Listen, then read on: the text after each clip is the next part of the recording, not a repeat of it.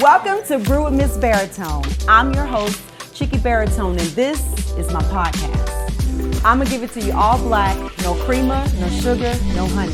So join me as I brew up some life-giving conversations with some dope people. Welcome to Brew with Miss Baritone. I'm very excited about my guest today. I have Kelvin and Calvin Aduma. How you guys doing? We're good. How are you? Good. So I had you on because I think it's very important that we hear from millennials, especially in this day and time. But also there's a special connection between me and Kelvin. I'm going to screw this up. I see it right now. Kelvin and Calvin. So Kelvin is my mentee, and I was introduced to Kelvin last August. Can you not believe it's been since August that I've been mentoring you? It's been a while. It's been a while. So, and you were referred to me by a fellow engineer in Greenville, South Carolina. Yes. So we have been in this mentor-mentee relationship since August, and it's been a phenomenal experience for me. And what I think a lot of mentors probably don't tell their mentees enough is how much they inspire them just as much as you have inspired me. So you have been gracious to tell me about how the connection has helped you. But honestly, before me, have you had a mentor before? And do you feel the importance, how do you feel having a mentor is important? Before you, I haven't really had a mentor. It's just been more so my eldest brother. I've been asking him questions on what to do and how to do things.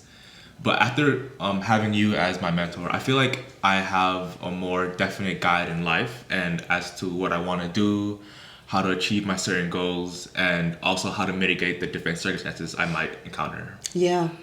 And you know, it never gets old. So mentors in your life are necessary through all phases of life. I agree. So Calvin, do you have a mentor? I do not. You don't. And you haven't had a mentor throughout your time in college? I had a role model, but not a mentor. Awesome. Well, and it is a difference in the parts they play as far as being a role model and being a mentor. So you guys are both college students currently enrolled in Clemson University. Yes, ma'am. So how has that experience been? You are graduating. Kelvin, you're graduating this semester. Yes. Calvin, you're graduating next semester. So how has your college experience been overall, and why did you all choose Clemson University? You want to go first? Okay. Overall, my college experience has been quite the roller coaster, but overall, I would say it's been great. 9 out of 10, or maybe a 10 out of 10. Mm-hmm. And I chose Clemson University mainly because they have a great engineering program. Currently, specifically for the electrical engineering, because I'm an electrical engineer, we have around 9 distinguished faculty members. And so for me personally, I feel like I could get the best education and the best all-around support for my electrical engineering goals. Awesome. And for you, Calvin? So whereas me, I came to Clemson as a mechanical engineering major. Oh, you did? Yes. And so far, I switched majors 3 times already. So I switched from mechanical to computer engineering and then to computer science. But I chose Clemson initially because it was one of the good engineering schools. And so far, it has been a good engineering school.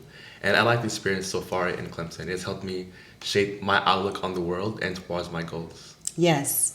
And being students of Clemson University, I know they have, because over the years, there has been a lot of underrepresentation of black females and males in the industry of engineering. Okay. Correct. And personally for me, I had a cousin who was an electrical engineer at Clemson in the 90s, female cousin, and she had quite a different experience that I've had fast forwarding into the late 1900s. 1995 was when I came into college. So my experience in the 90s versus her experience in the 80s was just very different and just literally only a decade apart. Mm-hmm. But I do know that Clemson has like a lot of different resources to help with minorities in engineering, and not just engineering, just overall trying to get more minorities to come to the college. So there is a program called Peerwise. Yes. Tell me a little bit about Peerwise in reference to how you feel they have contributed to representing the unrepresented population of African Americans in different fields at Clemson University? Yes. Okay. So for me specifically, I've only seen a few women of color in engineering, and I believe there's only one that is an electrical engineer, or is at least pursuing the degree. And so Peerwise is a tutoring program where WISE is specifically women in science and engineering. And during my freshman and sophomore years, I would go to the meetings. I would at first be tutored by other older students who were also engineering. And then my sophomore year, I had the opportunity to be a tutor myself. And that's how I was introduced to like the different various different cultures in Clemson, and how there actually are many people who look like myself who are in engineering. Oh, that's wonderful. And it's so needed because those programs were not always around. Correct. Even on the campus of a HBCU, you know, minorities are not just African Americans, especially when you get on the HBCU campus. So now they have a lot more programs catered to minorities, which is great. And it still feels, even though we've come a long way with having more African Americans representing engineering fields, or the STEM, if you will, science, technology, engineering, and mathematics, it still is not quite there. Why do you feel like there's still a lot of people, young people, that are not going into engineering? I'll answer this one, yeah. I'll say it's because of social media, especially in African American communities. Where we grew up in Orangeburg, everyone puts emphasis on athletics. Or rapping. Like, it's what we see in media. We mimic what we see, and who look like us. And so people who look like us, we see them as either athletes, or they're rapping, or in the worst case scenario, they're doing drugs and selling drugs. Yeah. And so we just try to mimic what we see of who looks like us. So like, I remember when Obama became president, it was like a good thing because kids now who look like Obama could see, oh, we could become president too. Yes. And so that's why I think not many students who are young go into those fields. But also in elementary school and middle school, also high school, it was never seen as a good thing to be the smart kid. It was kind of like taboo that if you were smart, it was like uncool. Yeah. And people would like gravitate towards those who were more popular. And when you're young, popular was based on your athletic abilities, your looks, not really your mental abilities. But as everyone shows, or as everyone says, as you get older, those who have the ability to make money are seen as popular. And it's always like in hindsight, people always say, I wish if I was younger, I did this. Yep. So I think parents should tell their kids, or at least put emphasis on academics, especially in the African American community, yes, to make the kids like see that that's a good option. Yes. And not just stopping there, right? Because I know Kelvin has expressed to me things that he wants to do outside of engineering, which is right up my alley. You know, doing this podcast, for example, is one of the things that I enjoy. And outside of that, all of the other things that I do that I enjoy, that I call my passion. So what are some of the other things that you do outside of just your major that are important to you, but also a passion of yours? Real estate, investing. Yeah. Yes, I know Kelvin wanted to make a day trading bot to help with the stock market. Stock market, yeah. Oh, nice. I'm working on an app right now, a dating app. So a dating app? Yeah, so that's outside of school, but it's within my interests. Oh, okay. So what's your dating app going to be about, Kelvin? I can't say yet. Ah. But it's going to be better than Tinder and Bumble. Oh, really? I'm hoping they buy me out because the goal is not to keep the app. It's just to make money, to make my real goal, which is a virtual reality idea. Ah. But that's another story. Okay. He's the entrepreneur, are the both of us. He's the entrepreneur. Yeah. I like to take risks that are more calculated, whereas he's more free in his risks. More the risk taker. So are you helping your brother look at the importance of taking risks? I try to.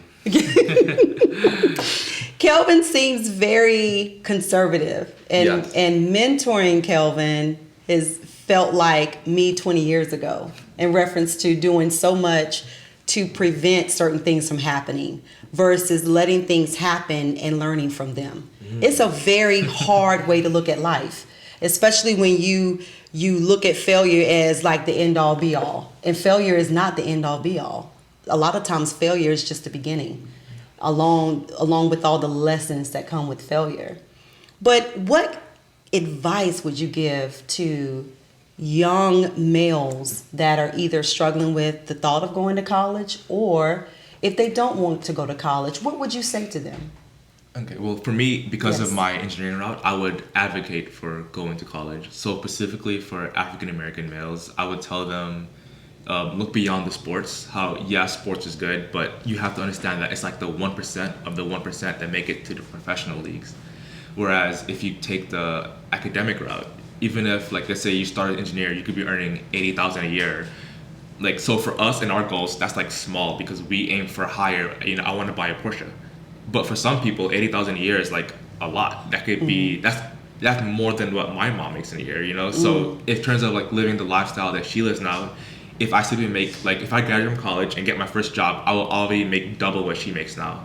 Wow, yeah. And so in that regard, it's like just the academic route is always going to be the safer route. It may not appear as fun at first, but if you put in the work and just grind, and like if you grind the way the athletes grind, in like 10 years, you will have a lot of money and you can afford the lifestyle that you want. Good. Work ethic is everything, and it really doesn't matter what you're doing. There is no shortcuts to success, and there's no shortcuts to results, and you can't get results without work. And so that is something that will never go out of style. Because I feel like sometimes millennials are always looking for the shortcut. Yes, I'll say especially our generation, we're so used to like instant gratification that Yes. it's hard to put in the work or to plan long term. Yes. And that's been a struggle for me, mentoring millennials, because they don't want to hear the process. They hear the process to a degree. They hear and listen for ways to change it without understanding it first. And the thing is, like, they get a hard rap in the corporate world, and we love millennials, but we want millennials to understand and respect the process. Because a lot of times, if you're always looking for a way to make something better without understanding how it works, sometimes you can create a problem that was not there originally. And so it's a good and bad thing, but it's like, listen and understand it before you try to change it and create something that you feel is going to be better and faster and quicker. Because better, faster, and quicker is not always conducive for different industries and for different categories of living and life and working and technology. Faster is not always better. I agree. There are just certain things that's going to take some time before it produces. So that's good. That's Yes. I think Calvin has a different perspective on the advice, though. Yeah. Yeah. I'd say, of course, there are fields that will require college, like Yeah. being a doctor, engineer, things that need a certification to prove that you are worth it require college. But if your plans go the entrepreneurship route, you do not need college. And my advice is, if you have an idea, you just do it. Just make it. I made a mistake. I thought of a certain idea freshman year. I can't say the name because I might get sued. Sure. I thought of a certain idea freshman year, and I didn't work on it. I told my friends about it, and they were telling me that it was hard, impossible. But this really big company on October 29th created the idea, and to my surprise, it was actually very profitable. A Wow. really profitable idea. So now it was a setback, but it also gave me the drive to continue producing my ideas. So now I know that my ideas are actually worth it. Now I know these ideas will work. Yes. And so now I have more drive than ever to create my ideas. So what do you look to for an educational base when you think about how you want your entrepreneurship journey to go? What kind of resources do you look to? What kind of information that you seek in order to learn? Because I think a lot of times people hear that if you want to do something, just do it. Just step out and do it. Where everybody is not wired to know, okay, I can do it, but I also need to seek this and I need to seek that. So what are some of the things you've done to nurture your entrepreneurship mindset? I'd say a lot of YouTube and watching other people who've been in my past position and listen to what they have to say. So basically a mentor, what you have with Kelvin, Yeah. but a mentor on YouTube where it's not personal, but they're sharing their experiences. Yes. And, the goal of a mentor is to spell out and show you some of the ways that they have failed in order for you to not fail. Correct. And a lot of times, like when I talk to Kelvin, even though I am 20 years ahead and made a lot of different mistakes within electrical engineering, by me sharing those experiences, I'm saving him time. That's the goal, is to save him time, to save him money, to save him heartache even, on what those mistakes could possibly be. And some things don't change over time. And I expressed that to Kelvin.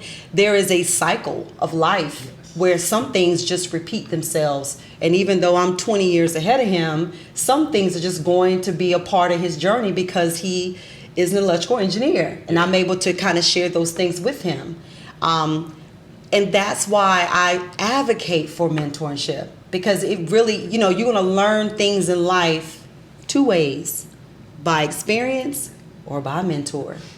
So that's very important to push that. So that's good to know. So when you all think about how you want to, after college for you, Kelvin and Calvin, what do you aspire to do with the knowledge that you've learned from your college experience? How do you think it's going to play a part in what life is going to look like for you next year and for you this year? For me personally, I would say my college experience is more so just a stepping stone to get work experience. College is like, it just gets you into the door. And then it's supposedly supposed to teach you how to work hard and to have the right work ethics so that when you get into the actual work, you're able to, for me, because I'm young, I'm willing to work the extra hours and put in the extra mile to, like, not just to impress my boss, but more so to, like, teach myself all that I need to know about the industry and everything that it is that I want to do. Yeah, that's good. I'd say college has helped me with networking. So after college, I can use those networks and the endeavors I have. Yes. And networking is never going to stop. And I believe there is an opportunity in every connection to network. So even when you are out and about, never look at networking as being in a corporate setting or a professional setting. Being here in Atlanta, I've learned that sometimes you are one network away from changing your whole entire life. And that's just based off of, the connections that you make. And so always, leading by, I need to connect. And connecting and partnerships is the key to success, because nobody has gotten successful without a partnership or without someone else. It does take more than one person to be successful. Yes, I agree, because so now that I'm close to graduating, I've been applying for jobs, and so far the only ones I've been accepted in are those that are in the Southeast. But let's say I don't want to be in the Southeast, right? So Right. like I can only have an opportunity to go to New York, and I only got that because of a connection. Yep. That's literally how it is. Yeah. So And if I could go back, I would try to make more connections. And it's never too late, it's never too late. And that's the beautiful thing about it. Connections are not something that will expire or be outdated, and I have been able to pull from a connection that connected me here, but then, you never know how that same connection can connect you somewhere else. Right. So it's not like, okay, that was just for that season of my life, so I can't go back and like try to connect with them again, because people are growing just as you are.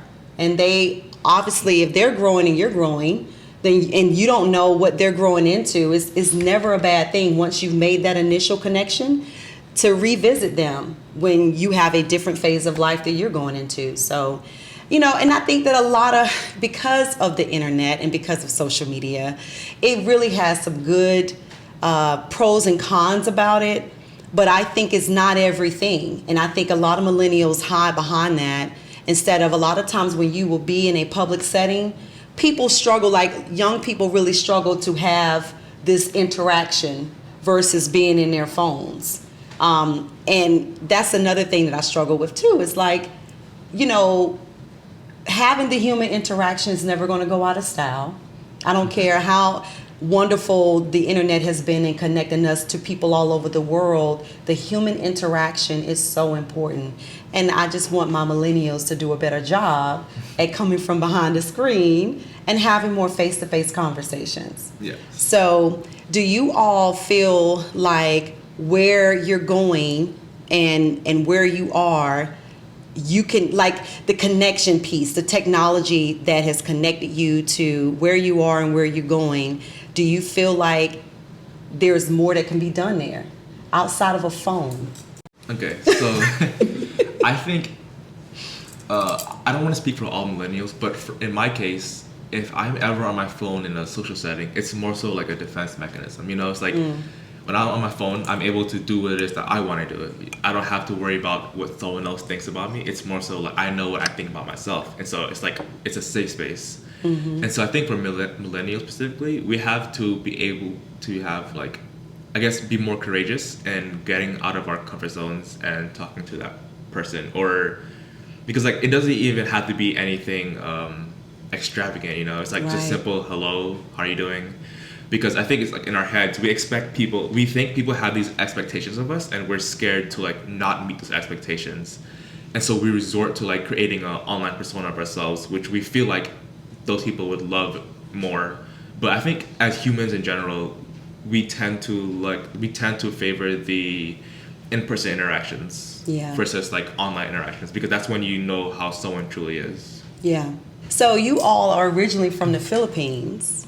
Yes. How has moving to the States shaped who you are, coming from the Philippines, the culture you've brought to the States? How has that shaped who you are as young men?